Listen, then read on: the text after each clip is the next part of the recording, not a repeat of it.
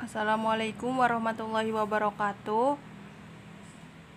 Saya Indri Sulistia dengan nomor induk mahasiswa 1908106101. Saya dari kelas Biologi C semester 6.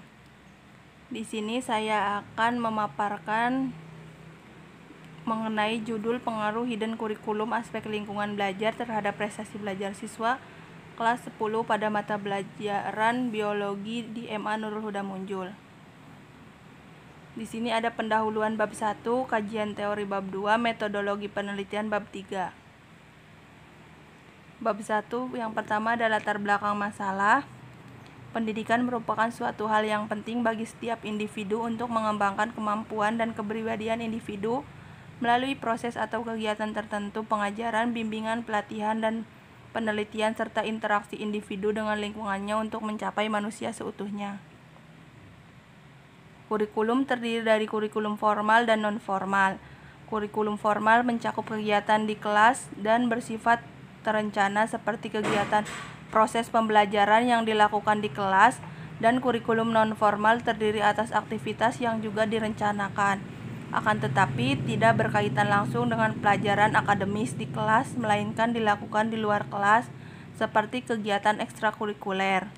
Hidden kurikulum atau kurikulum tersembunyi secara umum dapat didefinisikan sebagai hasil sampingan dari pendidikan dalam latar sekolah atau luar sekolah, khususnya hasil yang dipelajari tetapi tidak secara tersurat dicantumkan sebagai tujuan. Bab 1 masih pendahuluan, yang kedua ada rumusan masalah, ada identifikasi masalah, pembatas masalah, dan pertanyaan penelitian. Di sini ada kerangka pemikiran, hidden kurikulum aspek lingkungan belajar variabel X, prestasi belajar variabel Y. Di sini ada hipotesis penelitian, terdapat pengaruh yang signifikan hidden kurikulum aspek lingkungan belajar terhadap prestasi belajar siswa pada mata pelajaran biologi kelas 10 di MA Nurul Huda Munjul. Tidak terdapat pengaruh yang signifikan hidden kurikulum aspek lingkungan belajar terhadap prestasi belajar siswa pada mata pelajaran biologi di kelas 10 di MA Nurul Huda Munjul. Di sini ada bab 2 mengenai kajian teori. Pengaruh hidden kurikulum aspek lingkungan belajar terhadap prestasi belajar siswa. Lingkungan belajar merupakan sumber belajar yang memiliki kaitannya prestasi belajar siswa.